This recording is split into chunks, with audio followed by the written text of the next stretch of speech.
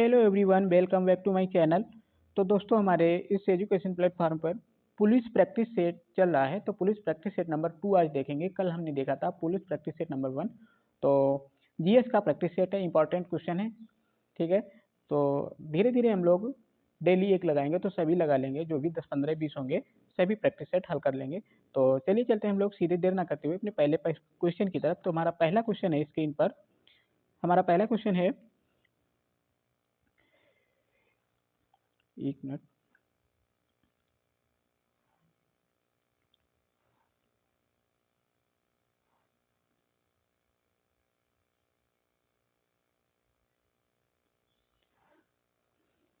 पहला क्वेश्चन है हमारा, प्रसिद्ध वादक उस्ताद बिंदा खान के द्वारा बजाया जाने वाला वाद्य यंत्र कौन सा है? तो बिंदा खान के द्वारा जो वाद्य यंत्र बजाया जाता है वो है सारंगी। तो हमारा ऑप्शन ए सही हो जाएगा। ठीक है, नेक्स्ट क्वेश्चन है हमारा, अगला क्वेश्चन है, नेतृत्व का कौन सा सिद्धांत संपूर्ण व वैज्ञानिक माना जाता है? तो नेतृत्व का जो सिद्धांत है वो वैज्ञानिक माना जाता है, वो है बहुकारक का सिद्धांत। ये वैज्ञानिक माना जाता है। इसका प्रतिपादन किया था थर्स्टन के द्वारा, इसका प्रतिपादन किया गया था। ठीक है, नेक्स्ट क्वेश्चन है हमारा, अगला क्वेश्चन है कि भारत का पहला ऐसा निर्माणाधीन हवाई अड्डा जहां कार्बन उत्सर्जन शुद्ध रूप से शून्य होगा, जिसका निर्माण कार्य 2024 तक पूरा कर लिया जाएगा। तो ये हवाई अड्डा जो होगा वो होगा नवी मुंबई अंतर्राष्ट्रीय हवाई अड्डा होगा, जिसका जो 2024 तक कार्बन उत्सर्जन शून्य इसका हो जाएगा। ठीक है, नेक्स्ट क्वेश्चन है हमारा, भारतीय नौसेना में सर्वोच्च स्थान पर कौन सा कमीशन अधिकारी होता है? तो भारतीय नौसेना में जो कमीशन अधिकारी होता है, सर्वोच्च होता है, उसे हम लोग कहते हैं admiral, sorry, air chief marshal जो होता है नौसेना में, एक सॉरी, एयर चीफ मार्शल जो होता है वो होता है वायुसेना का। एडमिरल जो होता है वो हमारे नौसेना का सर्वोच्च अधिकारी होता है, एडमिरल होता है। ठीक है, नेक्स्ट क्वेश्चन है हमारा, 15 से 17 दिसंबर 2021 के मध्य किस पड़ोसी देश के राष्ट्रपति अब्दुल हमीद के नियंत्रण पर भारत के राष्ट्रपति रामनाथ कोविंद ने राजकीय यात्रा की? तो रामनाथ कोविंद ने राजकीय यात्रा की थी वो बांग्लादेश। ठीक है, बांग्लादेश, एक मिनट, तो सही ऑप्शन हमारा हो जाएगा बांग्लादेश। नेक्स्ट क्वेश्चन है हमारा, सविनय अवज्ञा आंदोलन की शुरुआत के पहले वायसराय को गांधी जी का 11 सूत्री चेतावनी दिया गया था। तो 11 सूत्री जो चेतावनी दिया गया था वो किस लिए दिया गया था, देखते हैं।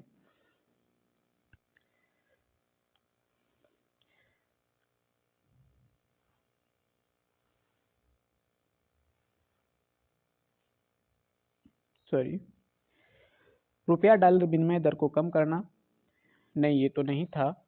भू राजस्व में 50% की कमी करना। ठीक है, भू राजस्व में 50% की कमी करना और राजनैतिक कैदियों को रिहा करना। तो ठीक है, ये 1 और 2 और 3 ऑप्शन सही है हमारा, तो ऑप्शन सही हो जाएगा बी। ठीक है, नेक्स्ट क्वेश्चन है हमारा, दक्षिणी गोलार्ध में सबसे छोटा दिन होता है? तो दक्षिणी गोलार्ध की बात करें तो दक्षिणी गोलार्ध में सबसे छोटा दिन जो होता है वो होता है 21 जून। ठीक है, 21 जून को क्या होता है,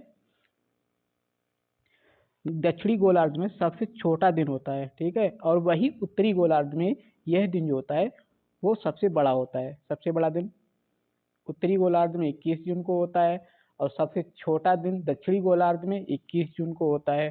ठीक है, नेक्स्ट क्वेश्चन है हमारा, अगला क्वेश्चन है, अनुसूचित जनजाति के संरक्षण के लिए एक क्षेत्र को अनुसूचित क्षेत्र के रूप में घोषणा करने की शक्ति किसके पास होती है? तो ये जो शक्ति होती है वो होती है भारत के राष्ट्रपति के पास। तो ऑप्शन हमारा बी सही हो जाएगा। नेक्स्ट क्वेश्चन आएगा हमारा, अगला क्वेश्चन है,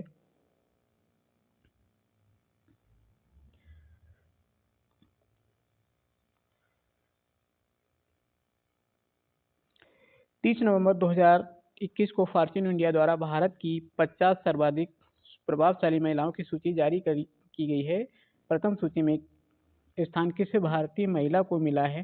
तो प्रथम सूची में भारतीय महिला को जो स्थान मिला है वो मिला है निर्मला सीतारमण को, ठीक है, जो भारत की वित्त मंत्री हैं उनको। नेक्स्ट क्वेश्चन है हमारा, अगला क्वेश्चन है, भारत के संविधान के किस अनुच्छेद के अधीन राज्यों के राज्यपाल को अध्यादेश जारी करने की शक्ति प्राप्त है? तो हमारा इसमें सही ऑप्शन हो जाएगा अनुच्छेद 213 के तहत राज्यों के राज्यपाल को अध्यादेश जारी करने की शक्ति है। वही राष्ट्रपति की बात करें, राष्ट्रपति किस अनुच्छेद के तहत अध्यादेश जारी करता है? तो राष्ट्रपति करता है अनुच्छेद 123 के तहत ये अध्यादेश जारी करता है। राज्यपाल करता है अनुच्छेद 213 के तहत, ठीक है। इन्हें पहचान लीजिए, यानी कि राष्ट्रपति जो है वो 123 के और राज्यपाल 213 के, ठीक है। अंक वही है, तीन ही अंक हैं, बस उनका फेरबदल किया गया है, ठीक है। यानी कि जो पहले और दूसरा अंक बदल दिया गया है, बस इसी को पहचान लीजिएगा। ये क्वेश्चन आता है, इंपॉर्टेंट है, इसको ध्यान रखिएगा, ठीक है। नेक्स्ट क्वेश्चन है हमारा, निम्न में से कौन सी किताब सरोजिनी नायडू के द्वारा लिखित नहीं है? ठीक है, ये ध्यान रखा करो हमेशा, नहीं, ठीक है। एग्जाम में अक्सर यही गलत होता है, नहीं, ठीक है, हम लोग इस पर ध्यान नहीं देते हैं, नहीं है। तो कौन सी जो बुक है वो द ब्रोकन विंग, ये भी इनके द्वारा लिखी गई है। द गोल्डन थ्रेस होल्ड, ये भी सरोजिनी नायडू के द्वारा लिखी गई है, ठीक है। द गोल्डन वर्ड और the broken wing, sorry, the bird of time, the bird of time, ये भी इनके द्वारा लिखी गई है। ये जो द गोल्डन वर्ड है ना, ये इनके द्वारा नहीं लिखी गई है। द गोल्डन वर्ड, ये दो गोल्डन वर्ड है, ये लिखी गई है ग्रीम ब्रदर्स के द्वारा, ठीक है। ये गोल्डन वर्ड ग्रीम ब्रदर्स के द्वारा लिखी गई है। नेक्स्ट क्वेश्चन है हमारा, अगला क्वेश्चन है, निम्नलिखित में से कौन सी मिश्रित खेती की प्रमुख विशेषता है? तो मिश्रित खेती की प्रमुख विशेषता वो होती है कि जिसमें कृषि के साथ साथ पशुपालन भी किया जाता है, वो मिश्रित खेती होती है। तो देखिए, पशुपालन और फसल उत्पादन को एक साथ करना, ये मिश्रित खेती का एक उदाहरण है, ठीक है। आंसर हमारा सी सही हो जाएगा। तो नेक्स्ट क्वेश्चन है हमारा, निम्नलिखित में से किस राज्य में बहिनी दरबार समाचार पत्र महिलाओं द्वारा और महिलाओं के लिए प्रकाशित होता है? इम्पॉर्टेंट क्वेश्चन है। बहिनी दरबार जो है वो समाचार पत्र महिलाओं द्वारा और महिलाओं के लिए प्रकाशित होता है, तो वो राज्य है हमारा मध्य प्रदेश, ठीक है।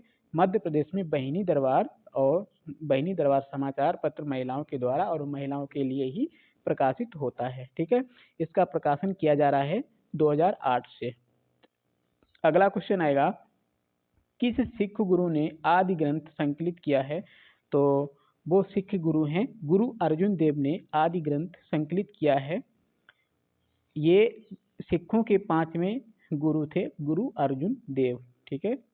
कौन से थे? 5वें, और इन्होंने आदि ग्रंथ को संकलित किया है। और इन्होंने ही अमृतसर में जो तालाब के मध्य में हरिमंदिर साहब का निर्माण करवाया है, ठीक है। और ये गुरु अर्जुन देव, और इनको फांसी दे दी थी किसने? जहांगीर ने इनको फांसी दिलवा दी थी, ठीक है। नेक्स्ट क्वेश्चन है हमारा, अगला क्वेश्चन है, तुलुव के राजवंश की स्थापना किसने की? तो तुलुव के राजवंश की स्थापना की बात की गई है, तो तुलुव के राजवंश की स्थापना की है वो हमारा वीर नरसिंह के द्वारा स्थापना की है। तुलुव वंश की स्थापना कब हुई थी?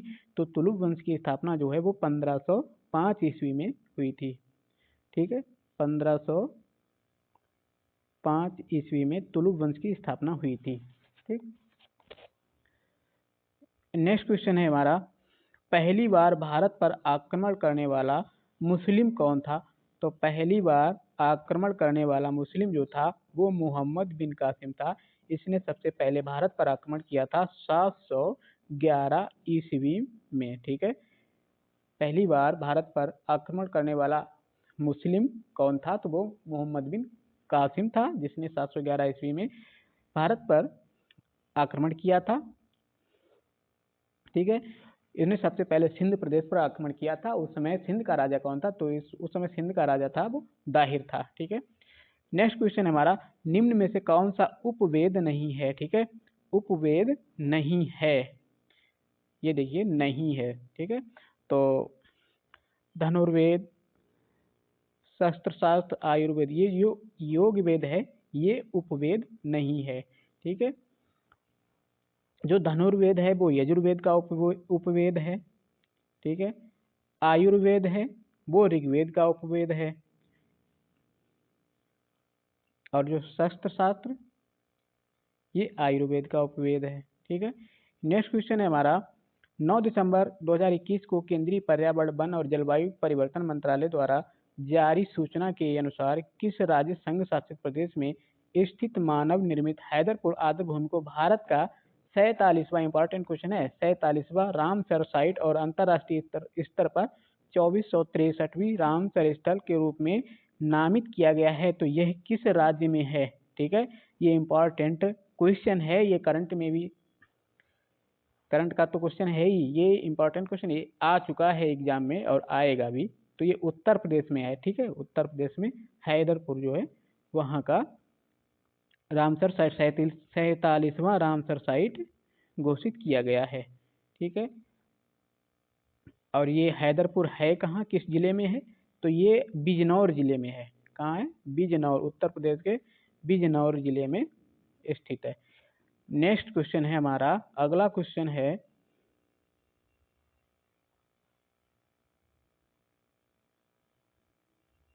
अगला क्वेश्चन आएगा, निम्नलिखित देशों में से किस एक के देशों में से भूमध्य रेखा गुजरती है?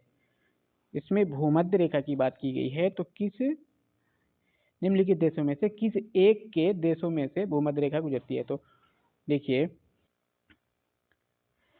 तो भूमध्य रेखा जो है वो 3 महाद्वीपों के, कितने? 3 महाद्वीपों के 13 देशों से, कितने देशों से? विश्व के 3 महाद्वीपों से, द्वीपों के 13 देशों से होकर गुजरती है। तो उनमें से कौन, ये जो सीरियल दिया गया है इनमें से छांटना है। तो किससे किससे गुजरती है?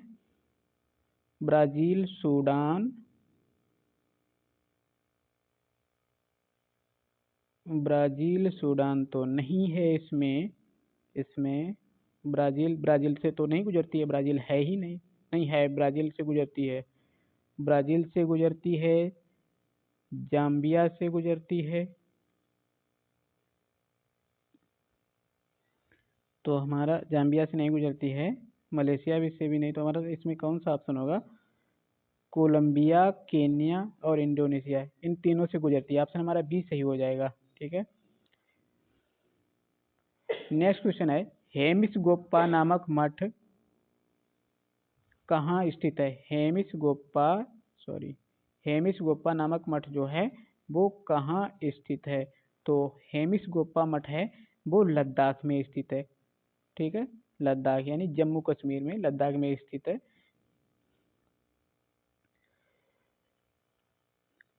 नेक्स्ट क्वेश्चन आएगा हमारा, 14 दिसंबर 2021 को sport journalist federation of India द्वारा किसे स्पोर्टमैन ऑफ द ईयर 2021 पुरस्कार प्रदान करने की घोषणा की गई थी। तो स्पोर्ट ऑफ द ईयर पुरस्कार ये नीरज चोपड़ा को स्पोर्ट प्रदान करने की घोषणा की गई थी। ठीक है, नेक्स्ट क्वेश्चन आएगा हमारा, अगला क्वेश्चन है,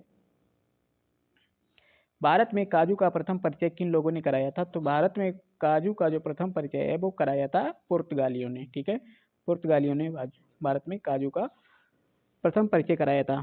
ठीक है, पुर्तगालियों की महत्वपूर्ण क्या क्या देन है? कृषि में भारत में तंबाकू का उत्पादन किया, मूंगफली, आलू ये भी पुर्तगाली लाए, लाल मिर्च पुर्तगाली लाए, मकई यानी कि मक्का ये पुर्तगालियों की देन है, टमाटर, चीकू, अमरूद, पाइनएप्पल। ठीक है, और भारत में और इसके अलावा क्या क्या, पहली बार प्रिंटिंग प्रेस की स्थापना प्रयोग किया था किसने? पुर्तगालियों ने। ठीक है, नेक्स्ट क्वेश्चन है हमारा, किस भारतीय महाद्वीप ने आयरिश स्वतंत्रता संग्राम में भाग लिया? स्वतंत्रता संग्राम में भाग लिया और इसके लिए जेल भी गए। तो भारत सॉरी ये भारतीय राष्ट्रपति आयरिश स्वतंत्रता संग्राम में भाग लिया है इन्होंने। कौन थे वो? तो वो थे बीबी गिरी। ठीक है, आंसर हमारा ए सही हो जाएगा। ये आयरलैंड में गए थे कानून की पढ़ाई करने के लिए। ठीक है, डालन यूनिवर्सिटी गए थे कानून की पढ़ाई करने के लिए। ठीक,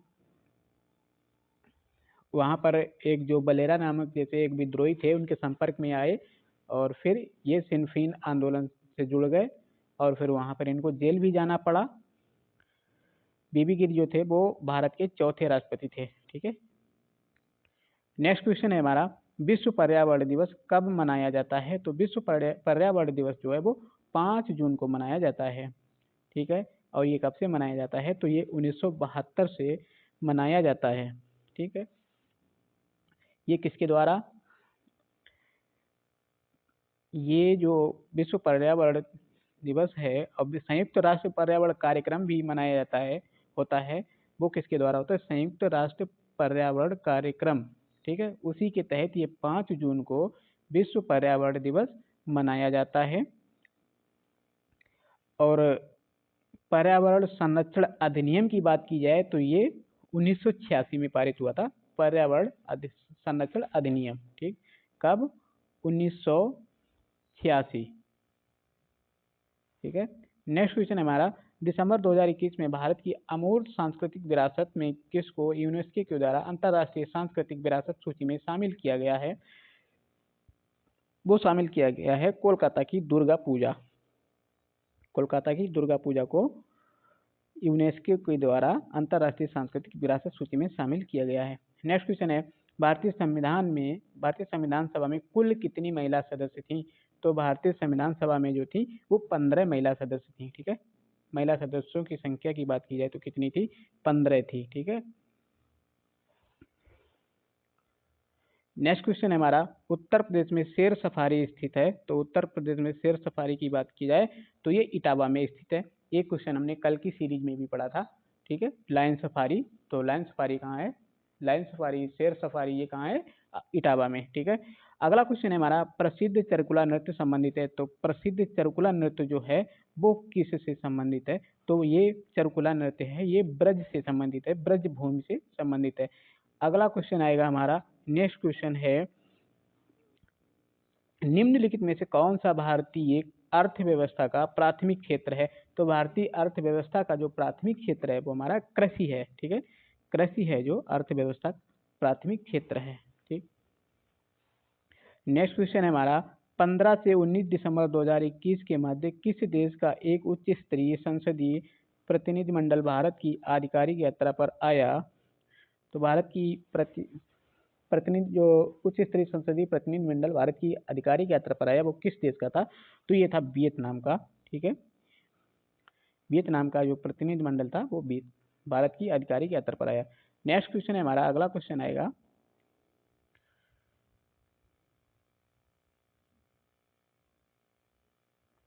नेक्स्ट क्वेश्चन है हमारा, आयात निर्यात यानी एग्जिम बैंक की स्थापना कब हुई थी? तो एग्जिम बैंक की स्थापना हुई थी 1982 में हुई थी एग्जिम बैंक। ठीक है, 1982 में हुई थी। नेक्स्ट क्वेश्चन आएगा हमारा, प्रथम भारतीय महिला जिसने एशियाई खेलों में 400 मीटर दौड़ में स्वर्ण पदक जीता। ये बहुत ही इंपॉर्टेंट क्वेश्चन, ये कई बार एग्जाम में आ चुका है, अभी हाल ही में आया था EMRS एग्जाम में भी। ठीक है, ये इंपॉर्टेंट क्वेश्चन है और कई बार कल की सीरीज में भी ये था। ठीक है, तो इस वजह से ये इम्पॉर्टेंट क्वेश्चन है। तो प्रथम भारतीय महिला जिसने एशियाई खेल में 400 मीटर दौड़ में स्वर्ण जीता था वो थी कमलजीत संधू। ठीक है, कमलजीत संधू थी, उन्होंने 400 मीटर दौड़ में स्वर्ण पदक जीता था। ठीक है, ये 1970 के एशियाई खेल में जीता था। नेक्स्ट क्वेश्चन है हमारा, सार्क की पहली बैठक कहाँ हुई है? सार्क की पहली बैठक कहाँ हुई है? ठीक है, जो दक्षिण एशियाई संगठन है उसकी पहली बैठक की बात की गई है। तो ये पहली बैठक हुई ढाका बांग्लादेश में। अगला क्वेश्चन है 14 दिसंबर 2021 को संयुक्त राज्य अमेरिका की अंतरिक्ष संस्थान नासा की एक विज्ञप्ति ने के अनुसार नासा का कौन सा अंतरिक्ष यान सूर्य के वायुमंडल में प्रवेश करने वाला पहला अंतरिक्ष यान है? तो वो अंतरिक्ष यान है पार्कर सोलर प्रोब। ठीक है, तो भारत का बात की जाए तो अभी हाल ही में जो आदित्य मिशन लॉन्च हुआ है वो सूर्य की कक्षा में पहुंच चुका है। ठीक है, नेक्स्ट क्वेश्चन है 16 दिसंबर 2021 को रक्षा मंत्री राजनाथ सिंह द्वारा भौगोलिक सूचना तंत्र पर वह आधारित स्वचालित जलापूर्ति प्रणाली का शुभारंभ किया गया। इस प्रणाली के उद्देश्य कहाँ के रहने वाले निवासियों को त्वरित गति से शुद्ध पानी की उपलब्धता सुनिश्चित करना है। ठीक है, तो ये सुनिश्चित उपलब्ध करना है ये छावनी क्षेत्रों के। ठीक है, आंसर सी। अगला क्वेश्चन है हमारा लौह और रक्त की नीति किसने अपनाई? ये भी क्वेश्चन इंपॉर्टेंट है, कई बार एग्जाम में पूछा जा चुका है। लौह और रक्त की नीति किसने अपनाई थी? तो वो बलबन ने अपनाई थी। आंसर हमारा ए सही हो जाएगा। लौह और रक्त की नीति अपनाने वाला गुलाम बंद शासक जो था वो बलबन था। ठीक है, अगला क्वेश्चन है टीपू सुल्तान कहाँ का शासक था? तो टीपू सुल्तान जो था वो मैसूर का शासक था। आंसर हमारा सी सही हो जाएगा। ठीक, नेक्स्ट क्वेश्चन आएगा हमारा संविधान सभा का 52वां संविधान संशोधन किससे संबंधित है? तो ये 52वां जो संविधान संशोधन संबंधित है वो दल बदल से संबंधित है। ठीक है, दल बदल से संबंधित है। 52वां संविधान संशोधन 1985 के द्वारा यदि किसी संसद सदस्य या विधानसभा के सदस्य का दल बदल करता है या दल द्वारा निकाला जाता है तो उसे चुनाव में खड़ा किया जाता है, उसे निर्दलीय उम्मीदवार दल का सदस्य बन जाता है तो वह सदन का सदस्य होने के अयोग्य करार दिया जाएगा। ठीक है, ये दल बदल कानून से संबंधित है 52वां संविधान संशोधन अधिनियम 1985। ठीक, तो ये थे हमारे जीएस के क्वेश्चन। अब हम देखेंगे सामान्य हिंदी के क्वेश्चन। ठीक है, सामान्य हिंदी के क्वेश्चन देखेंगे। ठीक, तो हमारा सामान्य हिंदी देख लेते हैं। निम्नलिखित प्रश्नों के उत्तर दीजिए। सूरदास कौन थे? सूरदास कौन थे? तो सूरदास, एक मिनट, सॉरी, सूरदास के गुरु कौन थे? तो सूरदास के गुरु जो थे वो वल्लभाचार्य थे। सूरदास के गुरु वल्लभाचार्य थे। अगला क्वेश्चन है छंद पढ़ते समय आने वाले विराम को क्या कहते हैं? तो इसे कहते हैं यति। ठीक है, छंद पढ़ते समय आने वाले विराम को यति कहते हैं। अगला क्वेश्चन है हमारा विशेषण शब्द जिस संज्ञा या सर्वनाम की विशेषता बतलाते हैं उनको क्या कहते हैं? विशेषण शब्द जिस संज्ञा या सर्वनाम की विशेषता बताते हैं उनको हम कहते हैं विशेष्य। ठीक है, अगला क्वेश्चन है प्राचीन शब्द विशेषण के किस प्रकार में आता है? तो प्राचीन शब्द है वो परिमाणवाचक, सॉरी, प्राचीन शब्द जो है वो गुणवाचक में आता है। ठीक है, गुणवाचक में आता है। प्राचीन या नवीन ये गुण होता है, पुराना या नया। ठीक है, अगला क्वेश्चन आएगा हमारा, नेक्स्ट क्वेश्चन है अभ्यास का विशेषण रूप है? तो अभ्यास का विशेषण रूप है अभ्यासी। ठीक है, अभ्यास का विशेषण क्या हो जाएगा? अभ्यासी। नेक्स्ट क्वेश्चन है हमारा निम्नलिखित मुहावरों के लिए उचित विकल्प चुनिए। तो उचित विकल्प द्रौपदी का चीर का अर्थ क्या होगा? द्रौपदी का चीर का अर्थ होगा कभी समाप्त ना होगा। ठीक है, कभी समाप्त ना होना। नेक्स्ट क्वेश्चन है कूप मंडूक होने का अर्थ क्या है? तो कूप मंडूक होने का अर्थ है मूर्ख होना। आंसर हमारा, सॉरी, कूप मंडूक होना यानी सीमित ज्ञान या सीमित अनुभव होना, कूप मंडूक। ठीक है, नेक्स्ट क्वेश्चन है हमारा, अगला क्वेश्चन आएगा इस प्रश्न में वाक्य पहले और अंतिम भाग को क्रमशः 1 और 6 की संख्या दी गई है, बीच में लाने वाले अंश को 4 भागों में बांटकर या रा ला ब संज्ञा दी गई। ये चारों उचित क्रम में नहीं है, इन चारों को उचित क्रम में लगाइए ताकि एक शुद्ध वाक्य का निर्माण हो। शुद्ध वाक्य का निर्माण हो। या रा ला ब संख्या दी गई है, अच्छा संख्या दी गई है, ठीक है, संख्या दी गई, इनको शुद्ध करना है, संख्या को शुद्ध करना है। तो सामूहिक जीवन क्रोध की जरूरत बराबर पड़ती है मनुष्य द्वारा। तो हमारा देखते हैं,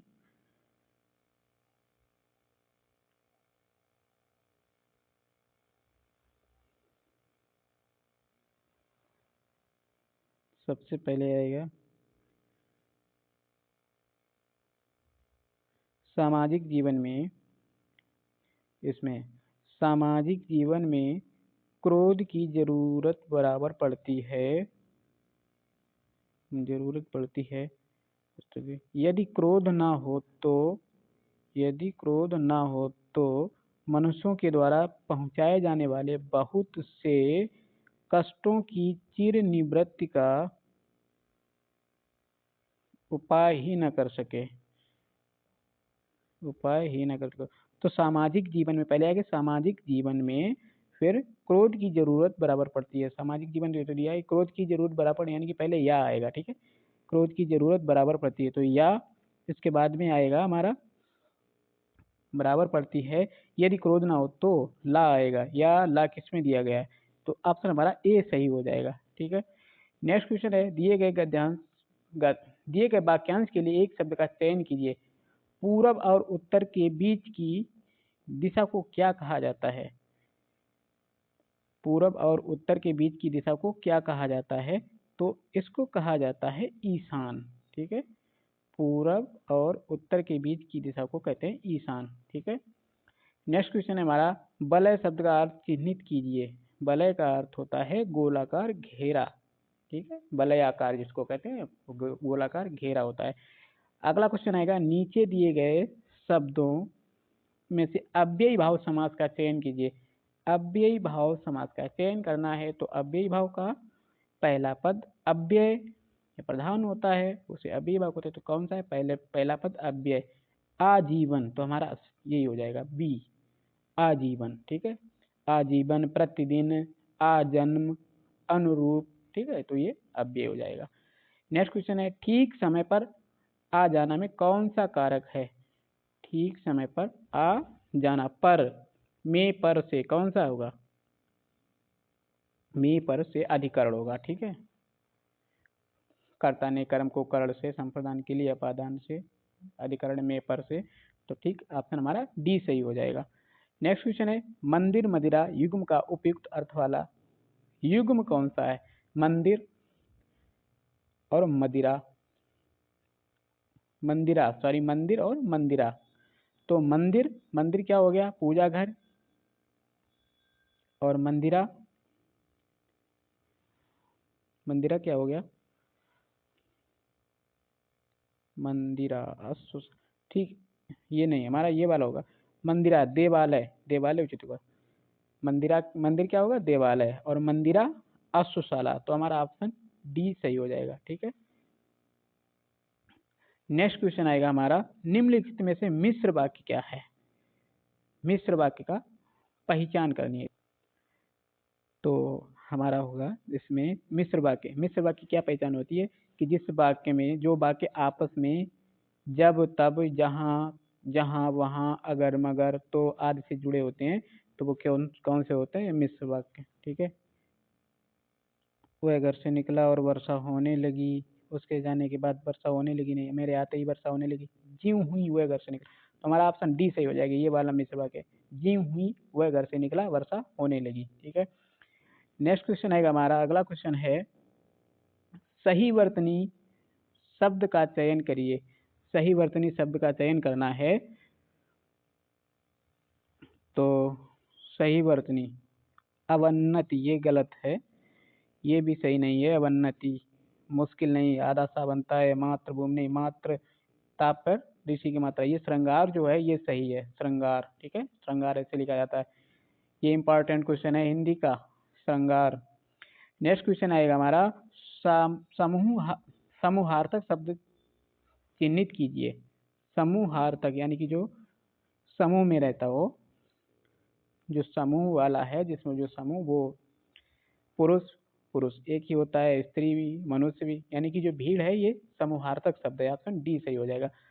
अगला क्वेश्चन है, आंशिक शब्द में प्रत्यय क्या है प्रत्यय? आंशिक, तो आंशिक में प्रत्यय हो जाएगा आंशिक, अंश और इक, ठीक है, तो आंसर सी हो जाएगा हमारा, आंशिक, ठीक। इक है जो ये प्रत्यय है, इक। नेक्स्ट क्वेश्चन आएगा हमारा, अगला क्वेश्चन है, नीचे दिए गए नीचे दिए गए वाक्य के त्रुटिपूर्ण खंड को चिन्हित कीजिए, यदि कोई त्रुटि ना हो तो भाग को चिन्हित कीजिए, ठीक है। इसमें गलती को पहचानना है। पुलिस द्वारा चोरी का माल बरामद हो गया है। पुलिस द्वारा चोरी का माल बरामद हो गया है, तो उसमें कौन सी त्रुटि है?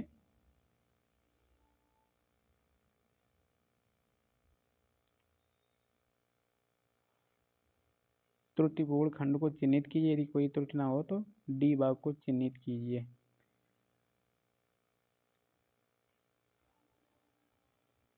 पुलिस द्वारा चोरी का माल बरामद हो गया है।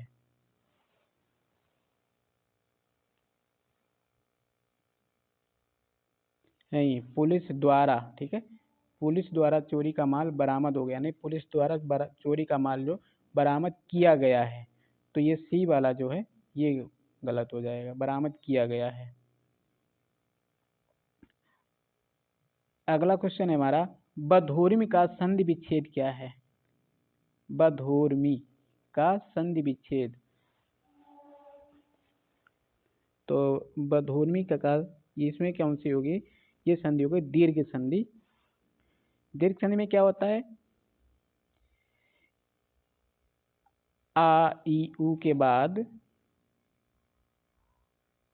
हरा ई उ स्वर आए तो दोनों मिलकर ये क्या बनते हैं? ये दीर्घ हो जाते हैं। जैसे बधूर्मी, बधूर्मी, बधु धन ऊर्मी, बधु धन ऊर्मी, बधु धन ऊर्मी। हमारा ऑप्शन इसमें हो जाएगा बी सही, बधु धन ऊर्मी।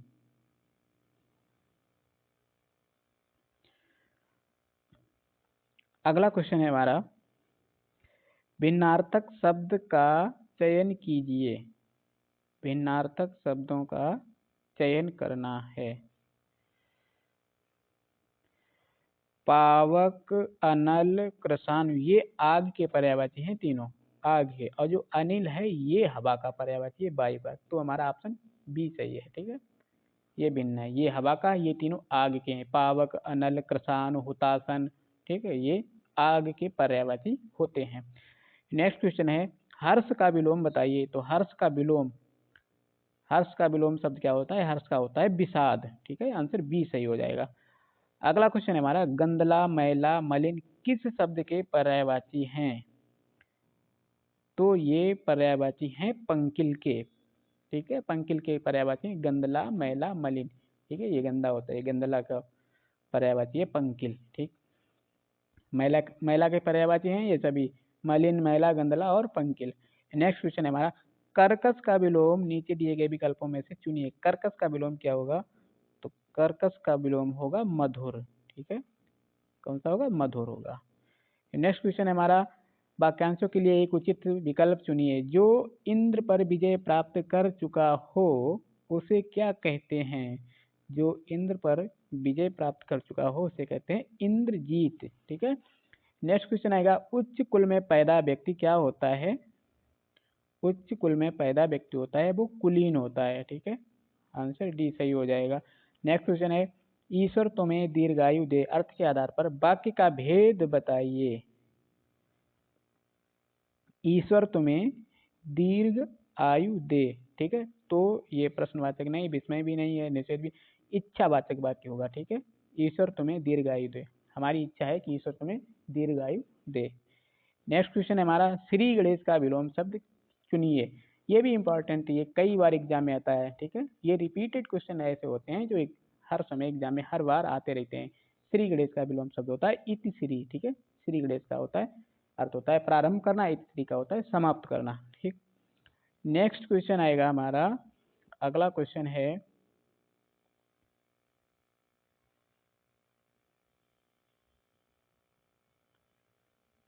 अगला क्वेश्चन आएगा हमारा, फूल का पर्यायवाची नहीं है। तो फूल का पर्यायवाची जो है वो कौन सा नहीं है? तो फूल का पर्यायवाची क्या है? तो फूल का पर्यायवाची क्या नहीं है, ठीक है, फिर से गलती मत करना, नहीं है। देखो फूल का क्या होता है, सुमन, पुष्प, कुसुम, ये तनुजा होता है, ये पुत्री का होता है, बेटी का, ठीक है, तनुजा, तनया, आत्मजा, ठीक, ये बेटी का। नेक्स्ट क्वेश्चन है हमारा, लास्ट क्वेश्चन है हिंदी का, किस रस को रसराज कहा जाता है? तो किस रस को रसराज कहा जाता है, ये भी क्वेश्चन इंपॉर्टेंट है, ये कई बार आ चुका है, ठीक है। किस रस को रसराज कहा जाता है? तो श्रृंगार रस को रसराज कहा जाता है, ठीक है, श्रृंगार रस को रसराज की संज्ञा दी गई है, ठीक है।